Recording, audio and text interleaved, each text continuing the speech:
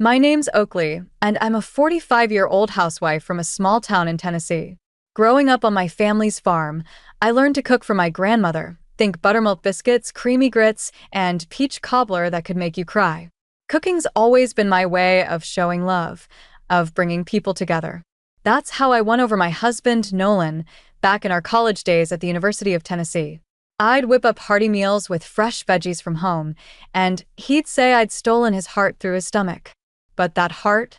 It turned cold over the years, and one afternoon, lying in a hospital bed, I saw just how far he'd strayed. I was hooked up to machines, tubes snaking out of my arms, after a car accident left me banged up but alive. The crash wasn't my fault. A distracted driver ran a red light, but it landed me in the hospital for a week. I was sore, scared, and trying to stay calm when Nolan walked into my room, his boots clicking on the tile. He wasn't alone. A young woman, maybe late 20s, stood beside him, her lips curled in a smug little smile. I didn't know her, but I'd soon learn her name was Camila. "You're useless, Oakley," Nolan said, his voice sharp as a knife.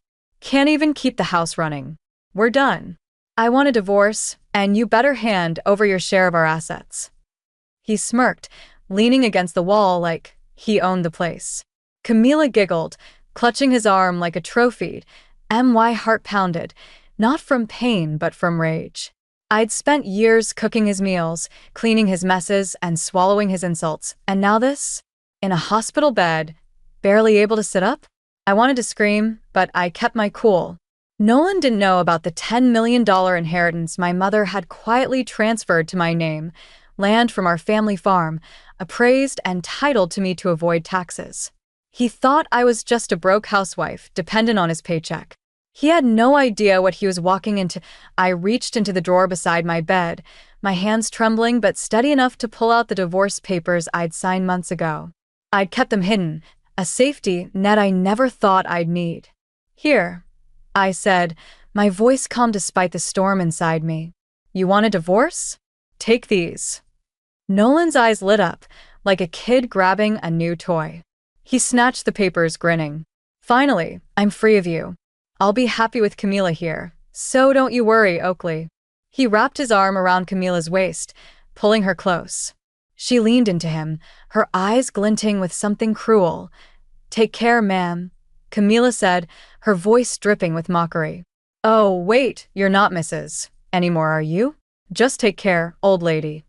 They both laughed, their voices echoing as they strutted out of the room. I waited until the door clicked shut, then I laughed too, a low, bitter sound that surprised even me. Today was Friday. The divorce wouldn't process until Monday. 3 days from now, they'd get a shock they weren't expecting. I leaned back against a pillow, the machines beeping steadily, and felt a spark of something I hadn't felt in years: defiance. Nolan thought he'd won, but he was about to learn who he'd been underestimating all along. Let me take you back to how I got here. Nolan and I met in college, two kids from rural Tennessee with big dreams and empty wallets. I was studying home economics, learning to turn simple ingredients into magic, while Nolan was a marketing major, all charm and big talk. We bonded over late-night study sessions, me cooking cornbread and collard greens in my tiny dorm kitchen while he raved about my food. People said I won him over with my cooking, and I believed it. Back then, he was kind, always laughing, always ready to drive us out to some hole-in-the-wall diner for fried chicken or barbecue. We got married right after graduation, settling in our little town near the Smoky Mountains. I took on the role of housewife, happy to keep our home warm and our plates full. Nolan couldn't boil water without burning the pot, so I handled everything: cooking, cleaning, budgeting. We didn't have kids, which stung sometimes, but we filled our days with food and each other. On his days off, we'd pile into his old pickup and chase down the best catfish or pecan pie in the county. Those were good days, the kind that made me think we'd be happy forever, but about 5 years in, Nolan changed. His charm turned sharp, his words cutting. "Whose money do you think we're living on?" he'd snap, his eyes cold. "You're just a housewife, Oakley. What do you even do?" Those words hit like a slap, but I didn't fight back. I'd always been taught to keep the peace, to make things work. Being a housewife made me feel small, like I had no value beyond the kitchen.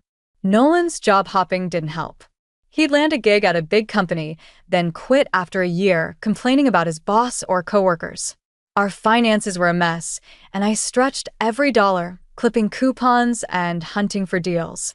I kept hoping he'd settle down, especially when he landed a sales job at a solid company 3 years ago. I thought maybe, just maybe, he'd stick with it. One evening, Nolan came home early, his face twisted in a scowl. "I'm home. Quit my job," he said, tossing his keys on the counter. I was stirring a pot of chili, the smell of cumin and tomatoes filling the kitchen, and I froze. "Again?" I asked, my voice soft but sharp with disbelief. Nolan's eyebrows shot up, and I regretted it instantly. "I mean, I'm just surprised," I stammered, turning off the stove. "Welcome home." "You've gotten bold, Oakley," he said, his tone icy. "No, welcome back. Just criticism? Who do you think you are?" His words stung, and I shrank back, my hands gripping the counter. I mumbled an apology, hating how small I felt. Nolan just grunted, plopping onto the couch and flipping on the TV. I set a cold beer and a glass in front of him, my hands moving on autopilot. "Dinner or a bath?" I asked, keeping my voice neutral. "Food. And more beer," he said, not even looking at me. I nodded, playing the role I'd perfected over 16 years of marriage. Once, I'd been fiery, full of dreams about opening a little bakery or catering business. But Nolan's constant jabs had worn me down, and I buried those dreams under piles of laundry and dirty dishes. That night, as he ate my chili and drank himself into a snoring heap on the couch, I cleaned up the mess, spilled beer, crumbs scattered like confetti. I looked at him, sprawled out, and thought, this isn't what I signed up for. I'd always imagined marriage as a partnership, two people building a life together. But here I was, more like a maid than a wife. As I scrubbed the floor, my mind wandered to the divorce papers I'd heard about at the county clerk's office. Maybe it was time to stop avoiding the truth. The next morning, while Nolan was out job hunting, I drove to the clerk's office and signed a set of divorce papers.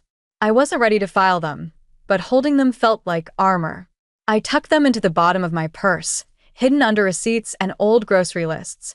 If Nolan found them, I didn't want to think about what he'd say or do. When I got home, Nolan was already there, eyeing me suspiciously. "Where were you?" he demanded. My heart raced, but I forced a smile.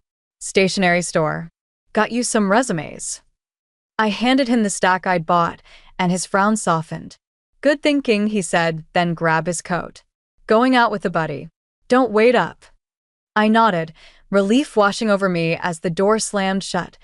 Nolan landed a new job soon after, a sales position at a big company in Knoxville. The pay was good, the benefits better than anything he'd had before. When he got a promotion 2 years later, we celebrated with a bottle of cheap wine and my homemade pecan pie. I let myself hope he'd finally found his place, that maybe we could rebuild. But his new role meant more late nights, more work events. I didn't mind the quiet evenings. They gave me time to breathe, to rediscover the Oakley I'd buried. I'd experiment with new recipes, like smoked brisket or blackberry cobbler, and share them with my friend Maggie, who loved food as much as I did. Then, one afternoon, my mother called. She rarely reached out, so I knew it was big. "Oakley, we sold some of the old farmland," she said, her voice buzzing with excitement. "It's worth $15 million. We only need $3 million to live comfortably, so the rest, $10 million, is yours. The title's already in your name, no taxes." I nearly dropped the phone. $10 million. I whispered. "Yes, honey," she said. "Don't tell Nolan. He doesn't need to know. Think about what you want for once." My mother never liked Nolan, not since he started snapping at me in front of her. She'd seen how he dimmed my light, how he kept me from visiting home. I sat there, stunned, torn between telling him everything and keeping it secret. That money was freedom, a chance to start over. I locked it away in my heart, just like the divorce papers in my purse. A week later, the accident happened. I was driving home from the market, my trunk full of fresh peaches for a pie, when a truck slammed into me. I woke up in the hospital, bruised and shaken but alive. I called Nolan right away. I'm hurt, I said, my voice shaky. I'll be here for a week. His response? What about my dinner? I almost laughed. It was so absurd. You'll have to get takeout, I said. Lazy wife, he muttered before hanging up. I stared at the tubes in my arm, my mother's words echoing. Think about what you want. I decided then and there. Nolan wasn't getting a dime of my inheritance. Nolan showed up at the hospital that afternoon, Camila on his arm, his words slicing through me like a dull blade.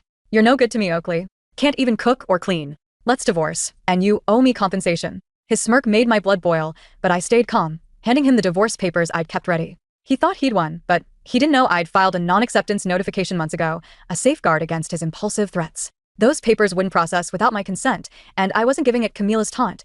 Take care, old lady. Stung, but I held my laughter until they left. I knew the courts wouldn't open until Monday, and by then, I'd be ready. The weekend was quiet, almost too quiet. I was restless, used to bustling around the kitchen, not lying still with nothing but my thoughts. The nurses kept me grounded, reminding me to rest, but my mind raced. Nolan didn't call, which was a relief, but Monday evening, my phone lit up with his number. I ignored it at first, but after 20 minutes of non-stop ringing, I picked up. What's this about? Nolan shouted. The divorce papers aren't going through. I couldn't help but chuckle. I filed a non-acceptance notice, I said, keeping my tone even. Remember how you'd threaten divorce every fight? I made sure you couldn't file on a whim. He sputtered, his voice a mix of rage and panic. Withdraw it now, Oakley. I need to move on with Camila. I laughed again, picturing his red face. I can't do that until I'm discharged. You'll have to wait. Who's Camila to you anyway? I asked, needling him. Your mistress? He growled. Don't talk about her like that. She's my new wife. I shook my head, amazed at his delusion. We're still married, Nolan. That makes her your mistress. And, by the way, my lawyer will be in touch about property division. He laughed, thinking he had the upper hand. You owe me compensation for slacking on your duties. I sighed, explaining slowly, like I was talking to a child. Not doing housework while I'm in the hospital isn't grounds for fault. Cheating, though? That's on you. He didn't get it, insisting he was right. I hung up, done with his nonsense. The next morning, my phone rang again. Nolan was ranting about our bank account. Why can't I withdraw money, he demanded. I'd called the bank before my hospital stay, locking my personal account to keep him from draining it. That's my account, Nolan, I said. We're practically strangers now. Why would I let you touch my money? He was stunned. I'd never stood up to him like this. Just send the money, he barked. You're still my wife. I laughed, colder this time. Not for long. Talk to my lawyer. He hung up, promising to come to the hospital, but I'd already told the nurses to block him. My phone buzzed with his angry texts, each one more desperate. I saved them all for my lawyer. Then, a new visitor arrived. Maggie, my friend since our college days. Maggie was a librarian, a single mom with a sharp tongue and a warm heart. We'd bonded over potlucks, swapping recipes for cornbread and sweet tea.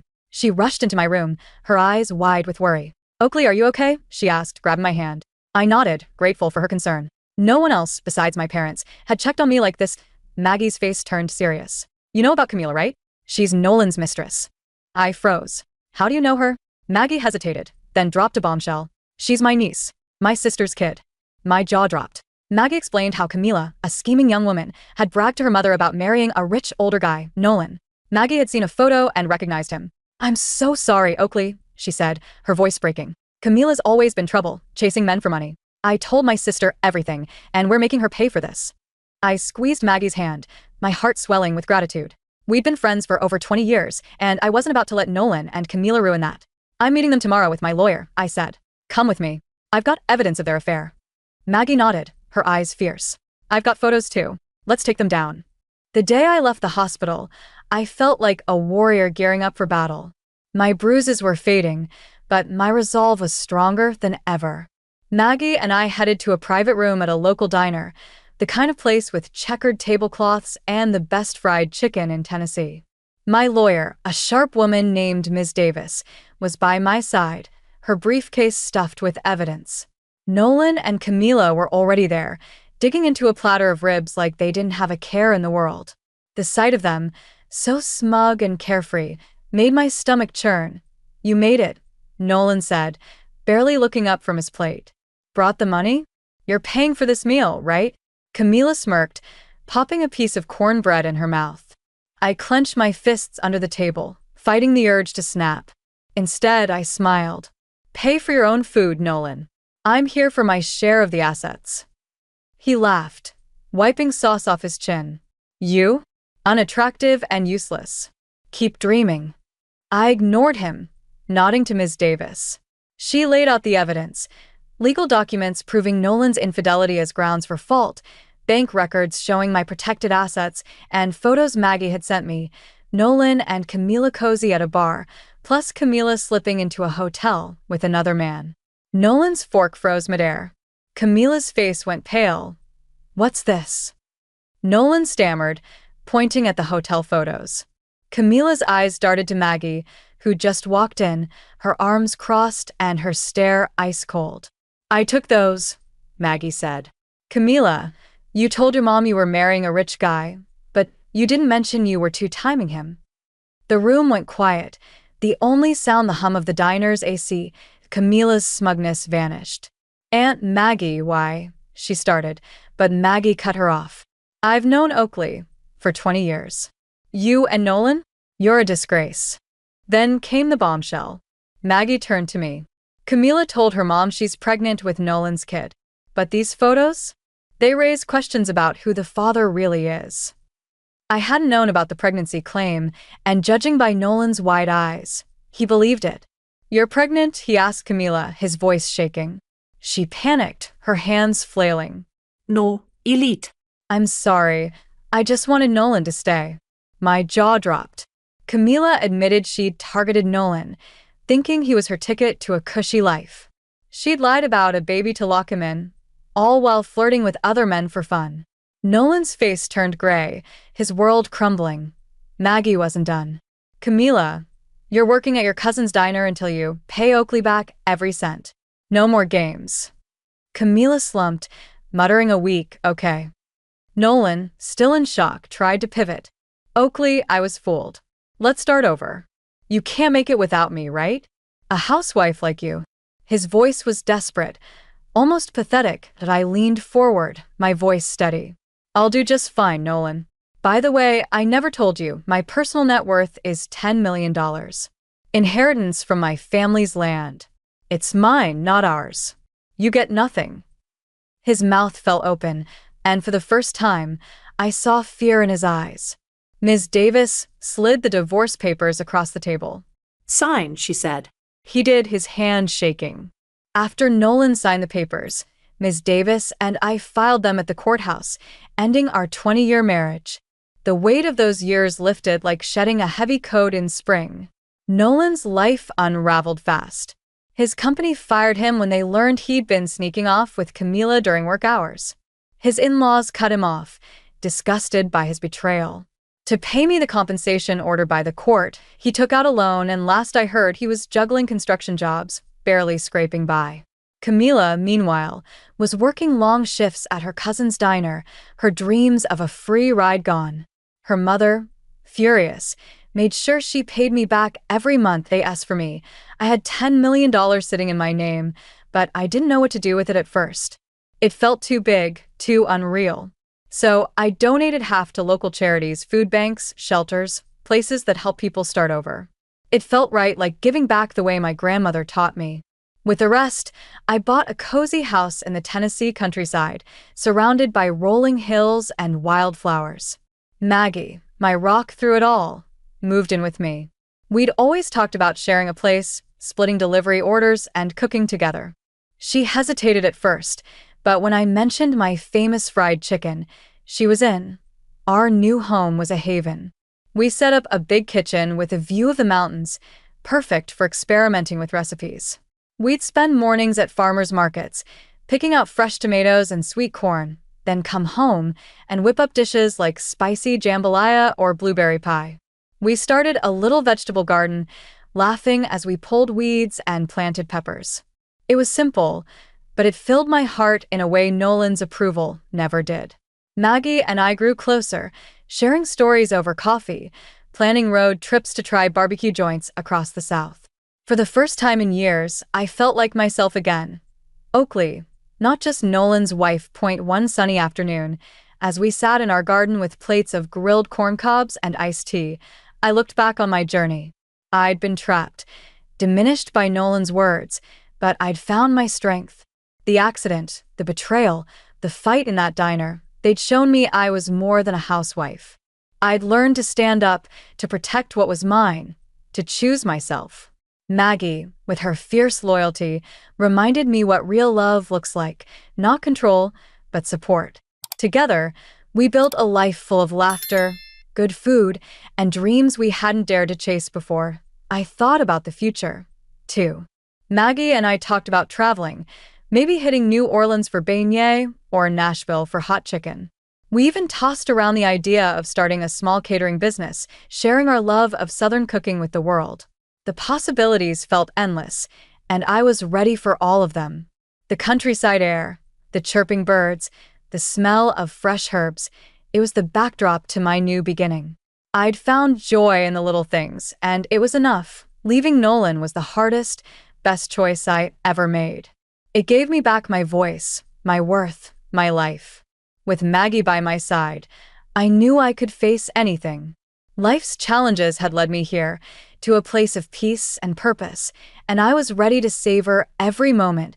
To everyone who's followed my story, thank you. You've walked with me through heartbreak, battles, and victories. If my journey moved you, hit that subscribe button and join us. Every plate of food tells a story of struggle, strength, and new starts. Keep cooking your own truth, and I'll see you at the table.